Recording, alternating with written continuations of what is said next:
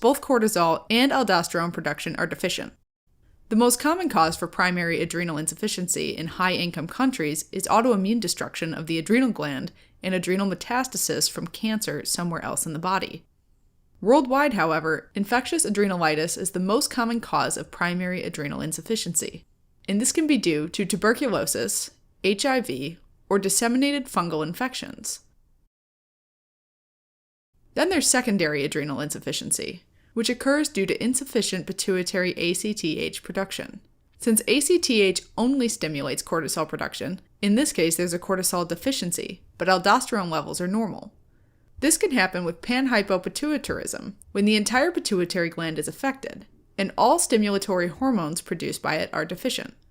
Panhypopituitarism can be a result of any condition that affects the entire pituitary, like when the pituitary is affected by trauma or compressed by a large central nervous system tumor, either a pituitary tumor or another type of tumor growing in the vicinity.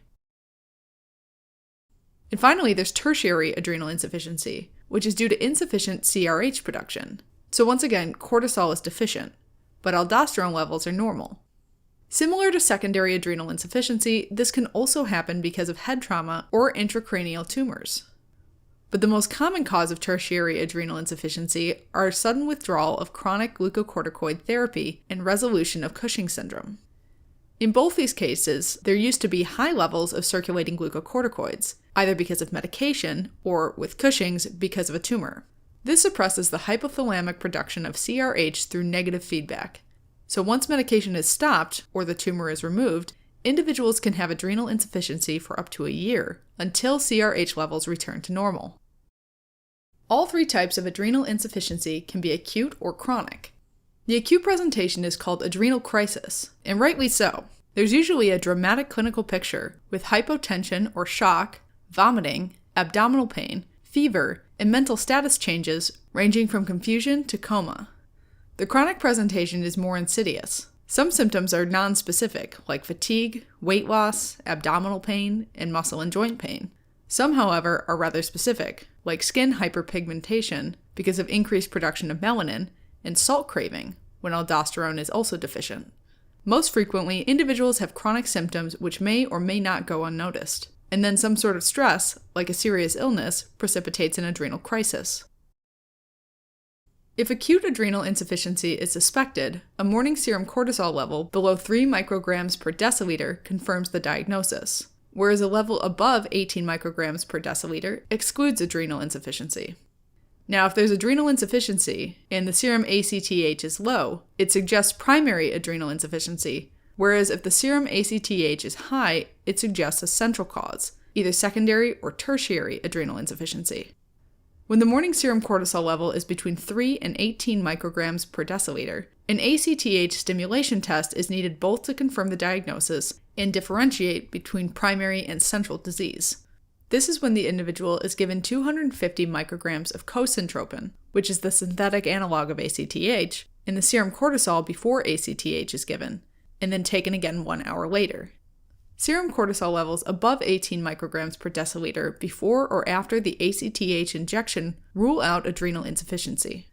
On the other hand, if serum cortisol is lower than 18 micrograms per deciliter and cortisol levels stay the same following cosintropin administration, that confirms primary adrenal insufficiency. If they rise, that means the adrenals are responding properly to ACTH. So the issue is central either with the pituitary or the hypothalamus. Treatment should be initiated as soon as the diagnosis of adrenal insufficiency is confirmed. In an emergency setting where an individual has hemodynamic instability, intravenous fluids and an injection of 50 to 100 milligrams of hydrocortisone should be administered immediately, and then a 50 milligram bolus of hydrocortisone is administered every 8 hours until medication can be taken orally and the individual's vital signs improve. Now, if the cause is primary, then aldosterone is also deficient. So samples for serum aldosterone and plasma renin activity should also be obtained. Renin normally stimulates aldosterone release, so with primary adrenal insufficiency, there will be low aldosterone and high plasma renin activity. Once aldosterone deficiency is confirmed, replacement treatments with fludrocortisone should be started, with a daily dose of 50 to 100 micrograms. On the other hand, if there's a central cause, then a CRH stimulation test can be done to differentiate between secondary and tertiary disease. That's where an individual is given CRH injection and ACTH is measured 4 times. 5 minutes before CRH injection, then again when the injection is given, and then 15 minutes later, and finally 30 minutes later. No rise in serum ACTH compared to the base value points to a pituitary or secondary cause. And if serum ACTH increases, then the hypothalamus is to blame, so tertiary adrenal insufficiency. Finally, it's important to determine the underlying reason for adrenal insufficiency. Addison's disease should be suspected in all individuals with acute or chronic adrenal insufficiency and can be diagnosed by identifying elevated levels of serum anti-adrenal antibodies, particularly anti-21 hydroxylase. Addison's disease can occur on its own, or it can be part of a polyglandular autoimmune syndrome type 1 or polyglandular autoimmune syndrome type 2. Both are inherited diseases that affect different endocrine glands. Type 1 is rarer, and it's associated with Addison's disease, hypoparathyroidism, and chronic mucocutaneous candidiasis, most commonly affecting the mouth, skin, and nails. Also, most individuals have primary hypogonadism, which means the gonads don't make enough sex hormones because of a deficient pituitary production of follicle-stimulating hormone, or FSH, and luteinizing hormone, or LH. Polyglandular autoimmune syndrome type 2 is more common, and it's associated with Addison's disease and autoimmune thyroiditis, in which case it's known as Schmidt syndrome. In addition, hypogonadism and type 1 diabetes mellitus may also be present. Treatment for Addison's disease is lifelong replacement therapy with hydrocortisone, between 15 and 25 milligrams daily, divided into 2 or 3 oral doses. With the 2-dose regimen, the highest dose should be given in the morning at awakening, and the next in the afternoon. With the 3-dose regimen, the first dose is also given at awakening, the second one is given at lunch, and the third one in the late afternoon. Bear in mind that total daily doses should be increased if a surgical intervention is planned, and individuals should wear a bracelet that mentions they have adrenal insufficiency at all times. If there are no anti-adrenal antibodies, adrenal insufficiency may be caused by an infection or malignancy. Treatment with hydrocortisone and fludrocortisone should still be initiated. A workup should include a chest x-ray and a tuberculin skin test to look for evidence of tuberculosis, and, if confirmed, anti-tuberculosis medication can be given to treat the infection. Screening for an HIV infection can be done with PCR or with antibody antigen tests. If an HIV infection is the cause, antiretroviral therapy should be initiated. Finally, an abdominal CT can identify enlarged adrenal glands that may have calcifications, which is evidence of a disseminated fungal infection, like with Histoplasma capsulatum, which causes histoplasmosis, or Paracoccidioides brasiliensis, which causes paracoccidioidomycosis. And this is a surefire way to win at Hangman. Treatment here is antifungal medication. A CT scan can also identify adrenal metastases, which most frequently come from lung, breast, stomach, and colon cancer, or lymphoma. And in this case, treatment depends on the source of the primary tumor. A rare cause of non-autoimmune primary adrenal insufficiency is adrenal leukodystrophy. Adrenal leukodystrophy is an inherited disease that predominantly affects young males. In this disease, very long chains of fatty acids accumulate in various tissues, and they particularly affect the central nervous system and the adrenal cortex, causing learning disabilities, seizures, and the development of blindness and quadriparesis, which is weakness in all 4 limbs. Plasma concentration of very long-chain fatty acids, or VLCFAs, is elevated in these children, and a normal level excludes the diagnosis. In individuals with elevated VLCFAs, confirmatory molecular genetic testing is required, as well as lifelong therapy with hydrocortisone. Another cause of adrenal insufficiency, this time in infants and children, is congenital adrenal hyperplasia. With congenital adrenal hyperplasia, there's a deficiency in an enzyme involved with steroid production. Most often, it's a 21-hydroxylase deficiency. That's the enzyme that converts progesterone into 11-deoxycorticosterone, a cortisol precursor. This leads to low levels of cortisol and reactively high levels of ACTH, which makes the cells in the adrenal gland proliferate and causes adrenal gland hyperplasia, as well as production of excess androgen precursors.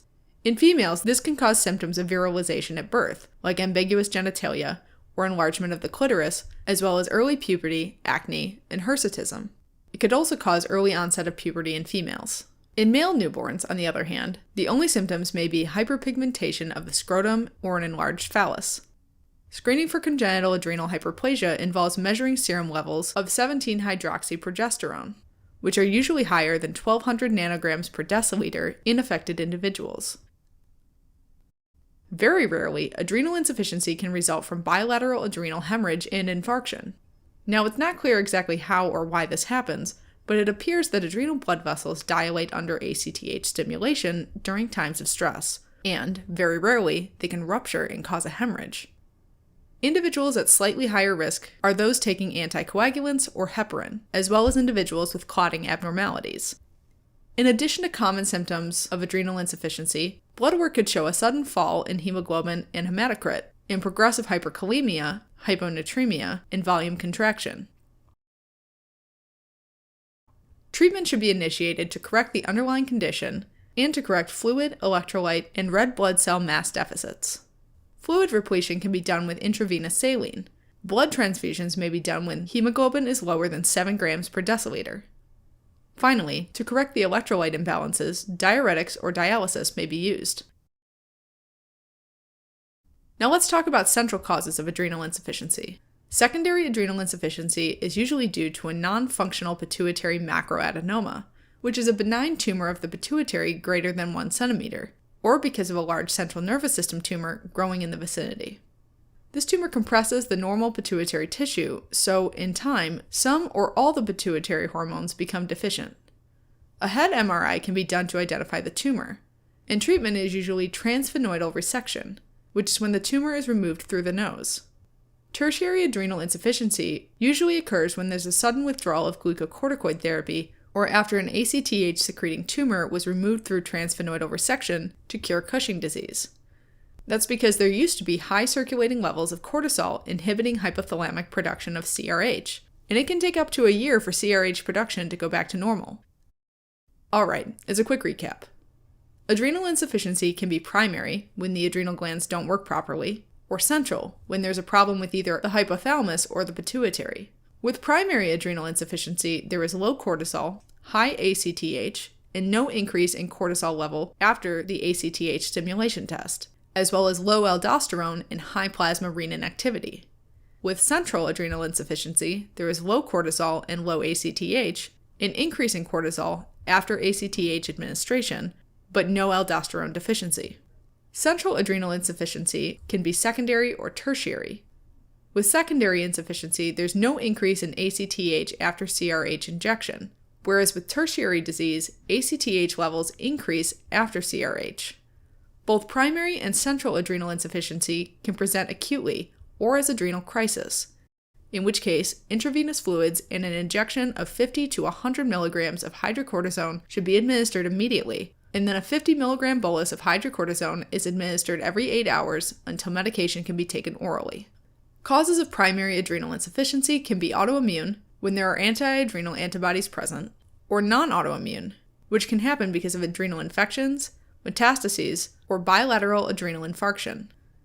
Treatment for primary adrenal insufficiency is 15 to 25 milligrams of hydrocortisone daily, which should be increased prior to any surgical interventions. Aldosterone deficiency should be corrected with 50 to 100 micrograms of fludrocortisone daily. Secondary adrenal insufficiency is usually because of a pituitary macroadenoma or a central nervous system tumor that can be identified on MRI and removed through transsphenoidal resection.